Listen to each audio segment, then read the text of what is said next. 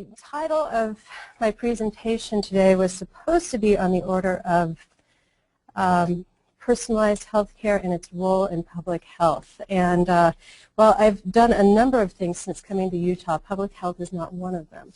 So I'd like to talk with you a little bit today about what our plans are for the personalized healthcare program, and then solicit some discussion amongst this group about how we think that personalized healthcare can play a role in public health. Fairly certain that this group has been putting some thought into it, and would certainly like to get some feedback on behalf of the program. Sorry that Mike Varner couldn't be here today. He is up in Jackson, Wyoming, saving babies with ultrasound, as he does a couple days a month. Oops.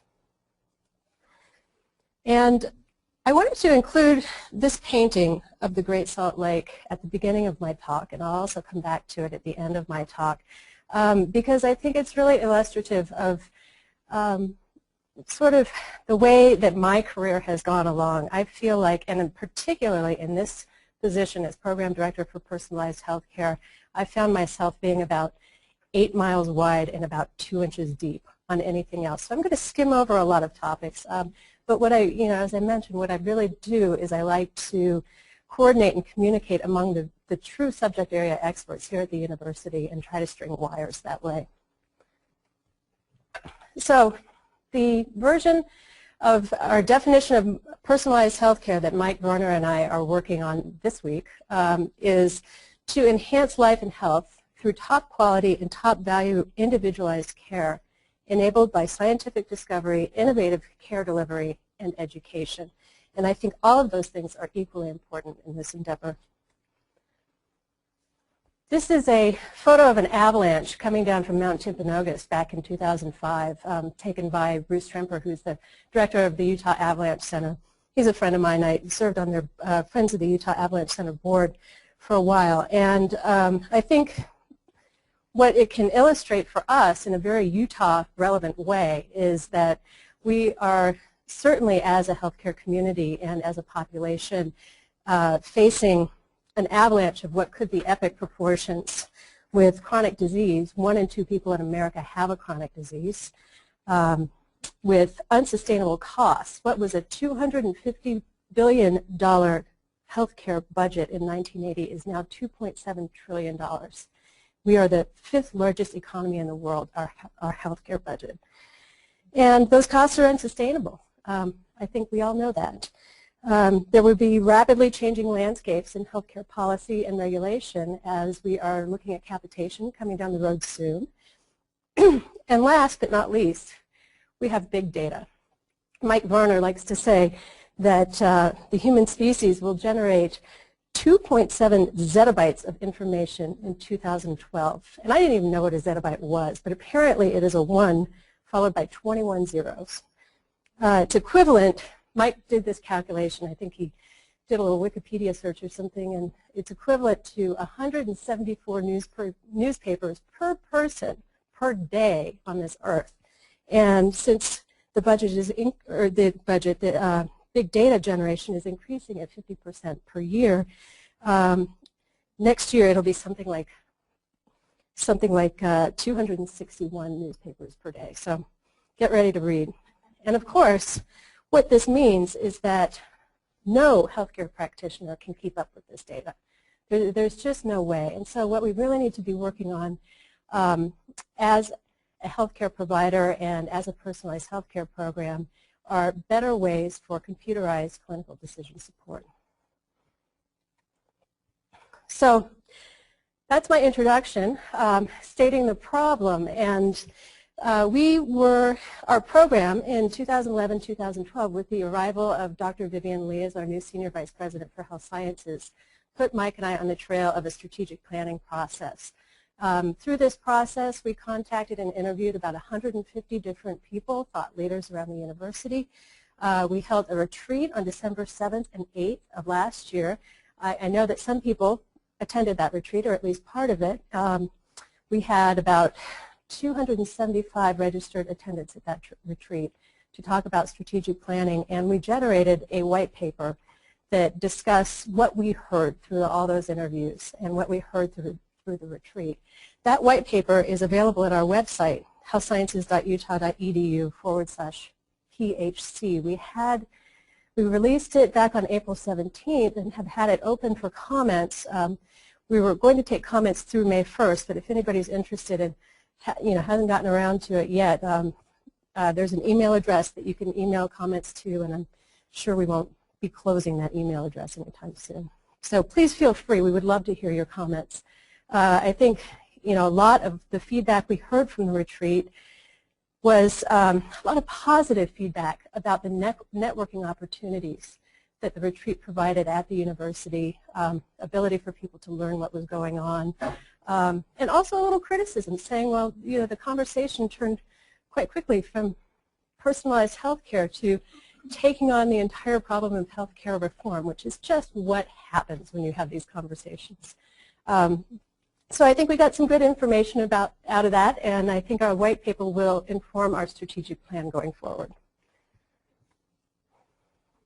So move on to our program areas for fiscal year 2013, which starts on July 1st.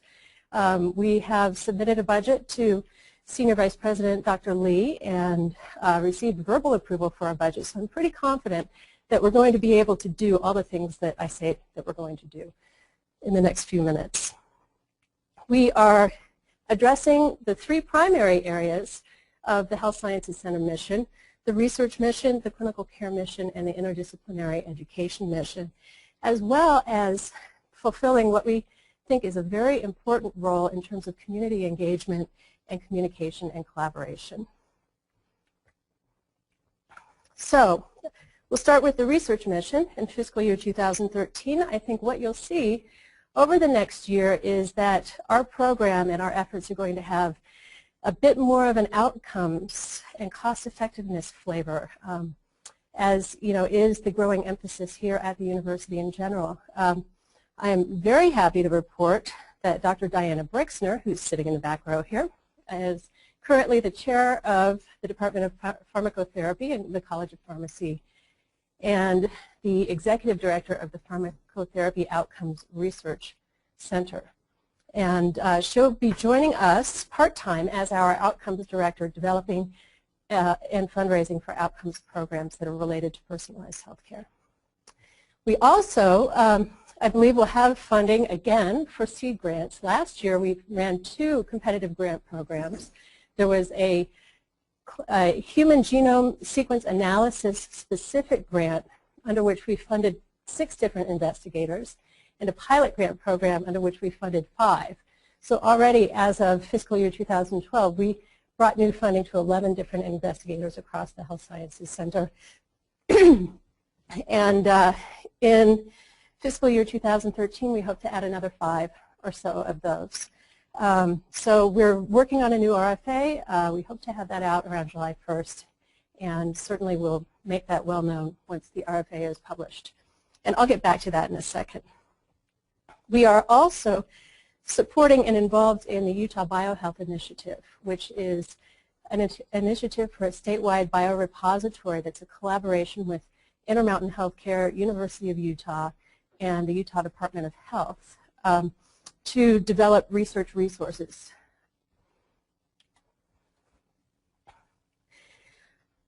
Under Dr. Vivian Lee's recommendation, we are going to be working very hard on enhancing support and access to the Utah Population Database. We have 4 different specific areas this year. For the past 3.5 years that I've been involved with the program, we have provided some basic support to the population database. Now we're getting a lot more specific. We are going to be providing some FTE time for them to assist investigators with personalized healthcare related projects. We are going to be providing funding to help them further develop their kinship analysis tools, pedigree generation tools. We'll provide some funding for preliminary work on the Utah Cohort Project, which is essentially the recruitment from the Utah Population Database of a number of controls for different research projects, including biospecimens, I believe. And then finally, we are going to be running a number of training programs to help investigators who are interested in using the Utah Population Database. get access to the database, learn how to use it. This has been an area, as some of you know, of great need and very vocal need, and Dr. Vivian Lee recognized that, and so she's put us on the job, and so we'll be doing training programs and web-based infomercials. You'll hear more about that as the summer goes by. We are not funding a project called UPDB sequencing. This is Lynn Jordy's project in the Department of Human Genetics, but he is fundraising, and we will support him in our fundraising efforts for a project to collect anywhere between 2,000 and 3,000 individuals identified through the Utah Population Database as members of families where there is very high incidence of well phenotyped disease. And looking forward to doing exome analysis or genome sequencing analysis on these individuals to provide a lot of data, both sequence data and clinical data and pedigree data that's relevant to studying mechanisms, genetic mechanisms of complex common diseases. So I think we'll hear more from Lynn about that as the project evolves, but I just wanted to let you know about it and put it on your radar screen if you hadn't heard about it before. I think if it goes as expected, this should be a source of research data for lots and lots of people around Utah and elsewhere. So speaking of that, it's commonly said that genetics is simply family history with data. And you know, over the past dozen years or so, genome-wide association studies were sort of the norm in terms of identifying genetic alleles that were relevant to disease. And GWAS appears to be on its way out. And the pendulum here is swinging back toward looking in families. And that puts Utah in a really great position, since we have the Utah Population Database and since we have the other databases that are linked with the Utah Population Database through further and other statewide databases. So one of the things that we will be focusing on is, as a program, is implementing some true pharmacogenomics projects here in our clinical care system at the point of care. And the goal, of course, of pharmacogenomics is to provide the right medication for the right person at the right time at the right cost. And we also think that there's something time sensitive in here, in that, you know, you could send away a genetic test to a lab and get your results back in 3 days. What we're really focusing on is having that done at the point of care, where you can get a result back in half an hour. So we'll be working a little bit more on that this year. And one last thing about sequencing. I got this email from Mark Yandel, who's a professor in human genetics, last week, and his program, his software, a genome analysis software program, was announced by BioIT World, which is an industry trade group that tracks biotech and tracks IT advances in biotechnology. They're winners of 2012 Best Practices Awards. I think there were 5 or 6, and most of them were awarded to companies with names like Bristol Myers Squibb and Merck. And on that list was the University of Utah and Omecia, which is the company that Mark Yandel is affiliated with to develop this software as a product. It is a probabilistic disease gene finder for personal genomes. It's a novel algorithm and really slick. If you haven't heard Mark talk about this, you really should take the opportunity to do it. Identify disease-causing mutations, combining predictive and frequency information proven in the identification of the gene for Ogden syndrome, which is a rare Mendelian disorder that was identified in families who lived in Ogden, Utah. So that's just a little piece of evidence that Utah continues to be able to stand with the big folks when it comes to genome analysis and IT advances.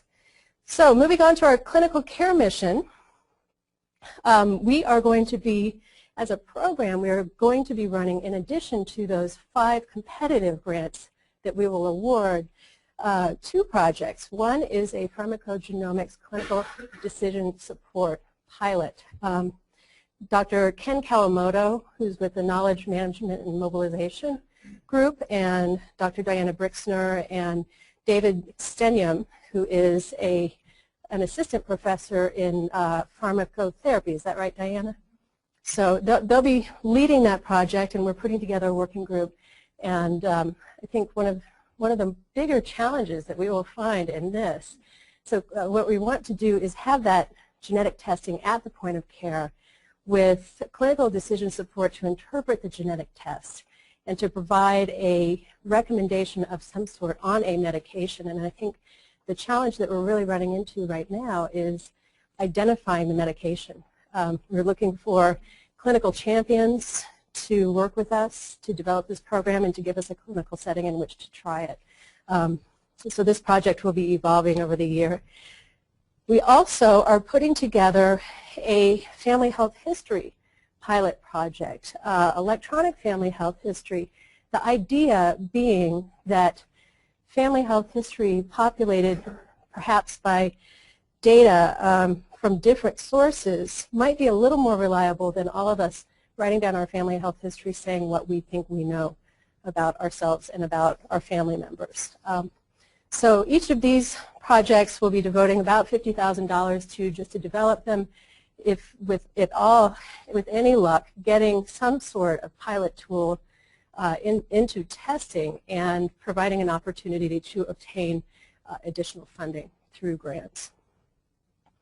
We're also exploring the idea of, and exploring the need for clinical advisory committees, health sciences wide, and these advisory committees would work to provide advice on pharmacogenomic tests or provide advice on which patients to do clinical genome sequence on.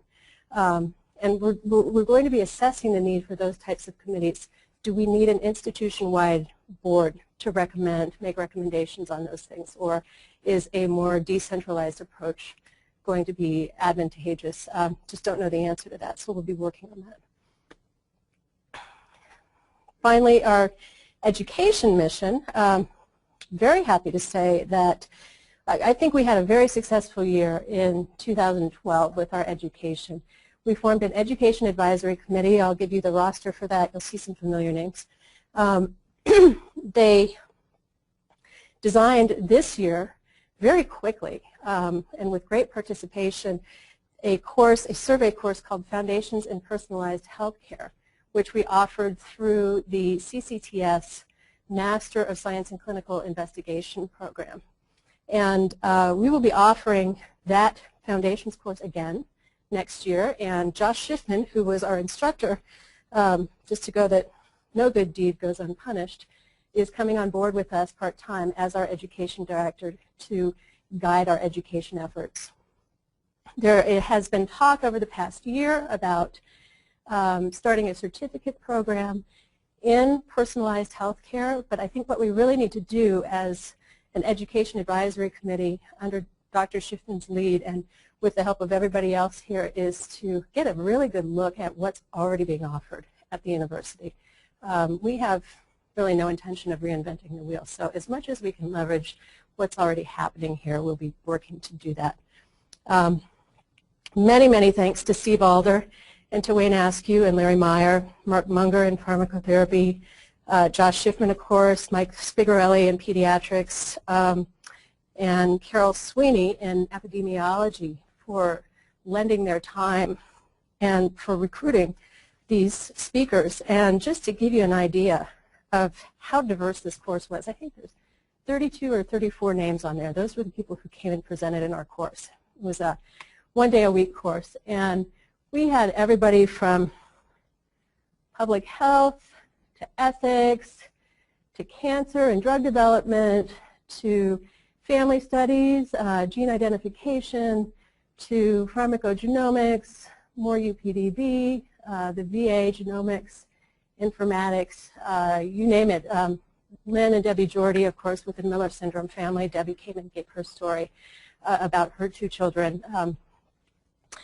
And that was a very moving moment, I think, for the students in the class to be able to not just get Lynn Jordy's story about identifying the gene for Miller syndrome, but also to get Debbie's story about what it's like to really have a personalized care approach toward her children. So more education. We have, again, travel grant opportunities. We did this last year. We sent 9 different people from the University of Utah to national conferences on personalized health care, recognizing that this is not something that a typical departmental budget might cover. And that I've been going to some of these meetings for the past 3 or 4 years, and sometimes have been the only person from Utah there. And so I felt pretty strongly that we needed to get more people out there and into the national discussion and putting Utah on the map as an institution that is not only very interested in personalized health care, but has a lot to contribute. Following on our retreat, we will be holding not 1, but 2 personalized healthcare symposia next year. We just think that this is such a rapidly evolving field and recognize the value that was brought by people coming together and discussing what they're doing and what's going on. That December 6th and 7th, 2012, and April 4th and 5th, 2013 are our target dates. We booked the University Guest House. I don't know if these are going to be 1-day or 2-day or 1.5-day conferences, but we just wanted to get the dates on the calendar so that people could plan for them. And we intend for this to be a very collaborative effort with lots of different people setting the agenda for these symposia. Our primary collaborators would be ARUP Laboratories. They'll be putting together a session on diagnostics development and the potential for collaboration between university faculty and ARUP in developing diagnostics. Huntsman Cancer Institute, of course, that's where personalized medicine is really having its first successes, and so Huntsman Cancer Institute will be putting together a session for us. Intermountain Healthcare, Mike Varner, I don't know if you know, our interim director is also, as of January 1st, the co-director of the Clinical Genetics Institute at Intermountain Healthcare. So he is no longer blue or red, he's kind of purple. And so that's really opened up opportunities for the university and Intermountain to collaborate. And of course the CCTS, which was our partner last year in a lot of these offerings and our grant programs, we'll continue to work with. We have funding for 4 or so invited speakers, and I put that on here because we're always looking for ideas for speakers to come. So if there's any speakers in public health relevant to personalized healthcare that you would be interested in bringing out in collaboration with the program in personalized healthcare, let me know. I'm always open to ideas, and we can provide funding for that to happen.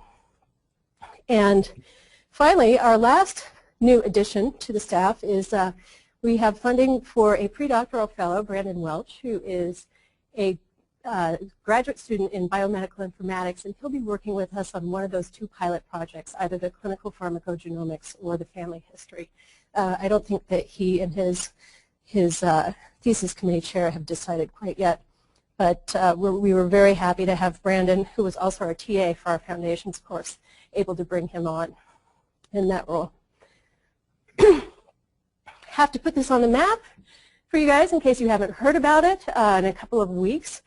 The university and Primary Children's Medical Center and Intermountain are collaborating to hold a conference on personalized health care for women and children. This will be an evening keynote with a full day. Keynote's going to be at the Leonardo on May 17th, and a full day of conference on the 18th at the in Skaggs Hall, the pharmacy school.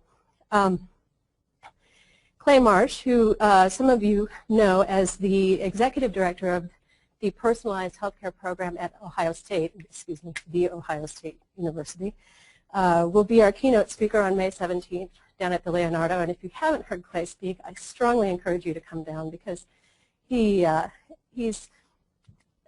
very visionary and thoughtful leader with a lot of interesting ideas and an embrace of really the proponent, probably originally, of this concept of P4 medicine, personalized, preventive, predictive, and participatory.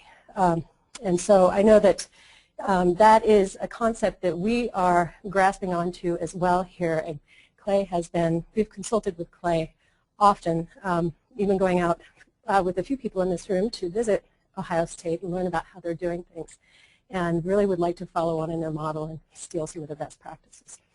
So Ana Nunez from Drexel University is an expert in women and children's health, and also runs a program for women with HIV, and she will be giving our plenary session on May 18th. But also, if you go to this website, and I can leave this PowerPoint with you so that you can get the URL for that, you can check out, we're also going to have a number of breakout sessions around women and children's health during the day on Friday, May 18th. Registration is free. You just need to sign up. Steve mentioned that last night we held our first meeting of the Utah Personalized Healthcare Consortium. And the idea for this consortium came up through conversations with Liz Joy and with Steve and with Mark Williams when he was still here leading the Clinical Genetics Institute. And as Steve mentioned, you know, what we're really trying to get at is the need for community engagement in personalized health care to create a common understanding and really embrace this participatory part of health care, and recognizing that every individual is part of their own health care team. And so we got together. These are the individuals from the university and from Intermountain Healthcare who participated. Liz, you guys all know. Steve Blyle is the other co-director of the Clinical Genetics Institute, and he is also a medical geneticist and pediatrics professor at the U, which is why he, along with Mike Berner, gets to be purple. And then, of course, Steve and Heather Iono, who is working with the CCTS and the Genetic Science Learning Center. She's really been the ringleader in getting everybody together for this consortium. And myself and Mike, and actually Louisa Stark is also a key player in this program, and I don't know why her name's not on the slide, but I would mention her because she's going to be very important in this effort as well. And you know, some of the comments that we heard last night were pretty interesting. These are business leaders from the community, folks from the Community Faces of Utah group that you might be familiar with. There's somebody from the Utah Department of Health, some healthcare practitioners, and some of the comments that I heard was there, among some of the people, not much of an understanding that personalized healthcare and genomics were even in the same sentence together. And I just thought that that was a huge contrast with the way that we think here at this institution as, you know, an academic medical center where, especially with the genetics background that we have here in Utah, the legacy that we have, that, excuse me, that genomics is everything. That's a real bias, I think, that we have at the university. And I think we need to understand that there are very different perceptions in the community. And maybe, Steve, you can jump in with some other comments about what you heard at that meeting as well. Communication and collaboration. I think that perhaps, besides giving away money, one of the most important things the program in personalized healthcare can do is serve as an information hub. That list of instructors in our personalized healthcare course, I think, is really indicative of how many different disciplines and people it's going to take to do personalized healthcare correctly and to make it work and make it cost-effective and high quality. So our program is not big. With all of these additions, we are now up to a whopping 3.7 FTE, but we will be doing our best to develop this info hub. A lot of it's going to be web-based, along with the symposia, just to keep the Utah community apprised of what's going on and who's doing what. Dr. Loris Betts, before he left, I had a conversation with him. I'd like to check in with him every 6 or 8 months or so and just say, okay, so what are we doing here again?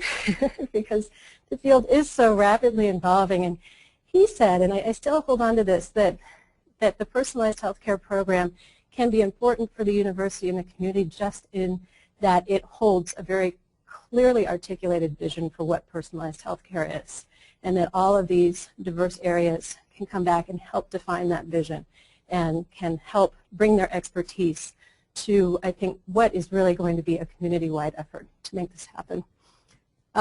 Mentioned the CCTS and Intermountain Healthcare already. Really excited to get some more stuff going with them.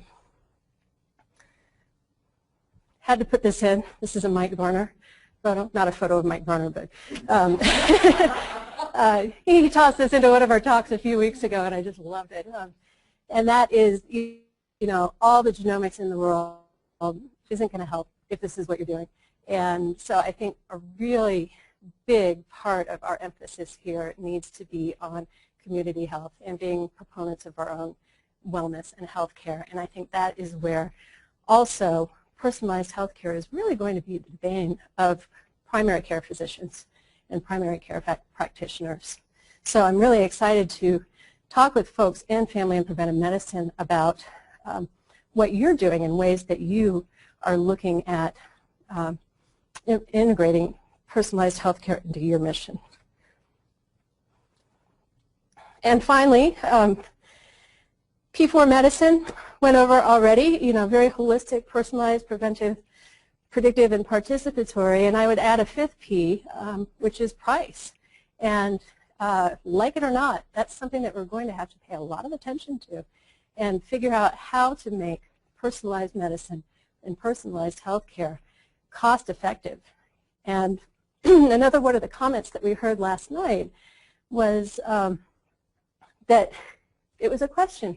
The person said, you know, personalized health care and cost effective don't really sound like they should be in the same sentence, because the more individualized you make care, isn't that going to make it more expensive? And I liked some of the comments that came back to that, because certainly there is the possibility of that happening.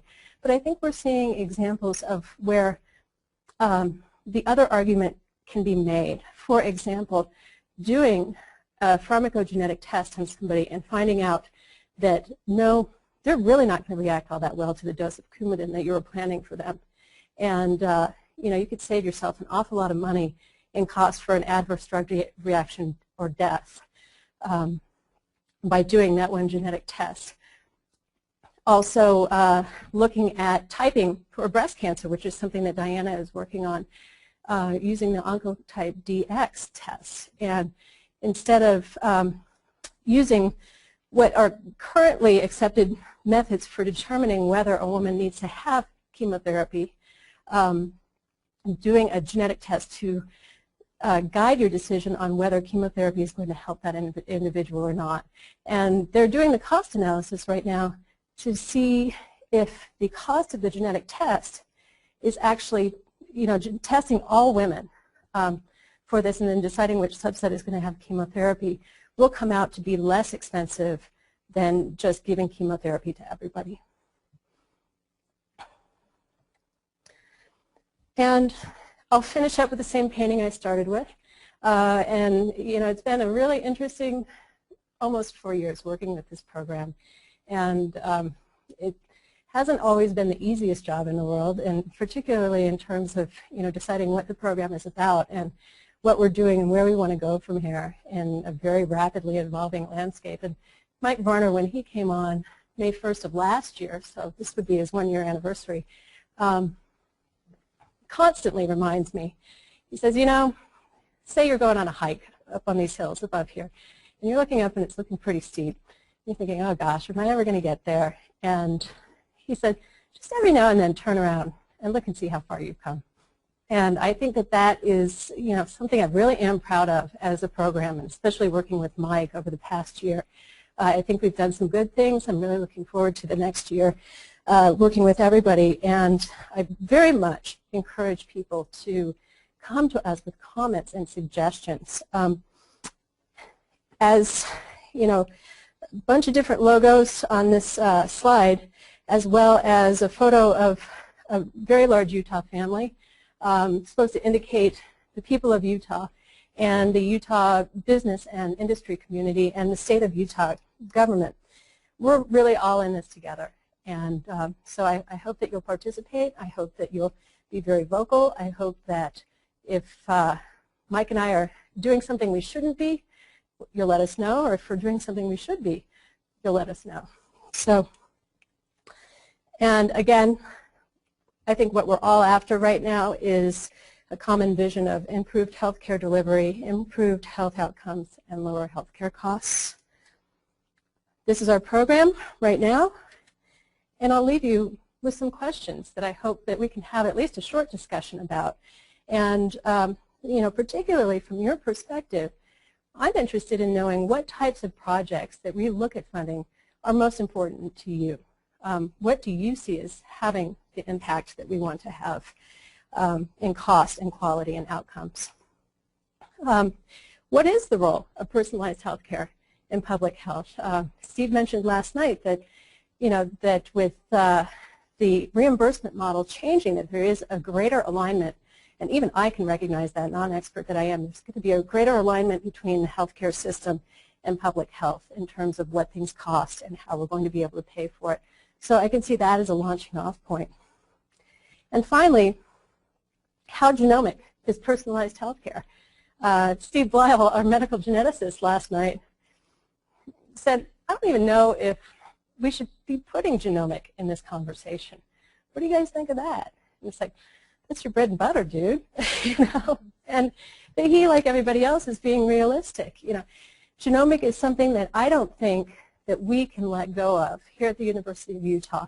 It is certainly a huge driver of our research mission here and of funding that comes in through federal grants. It is certainly part of Utah's legacy and part of what makes Utah very special. And I think it's certainly the pharmacogenomics pilot and the family history are things that we need to be working on at some level so that when genomics does hit us and the clinical utility of more tests is proven, that we are prepared to take advantage of them. But I'm just curious to know, how genomic is it now rather than in the future? Is it going to be 5 years, 10 years, 15 years? I don't know the answer to that question. So with that, I'll say thank you.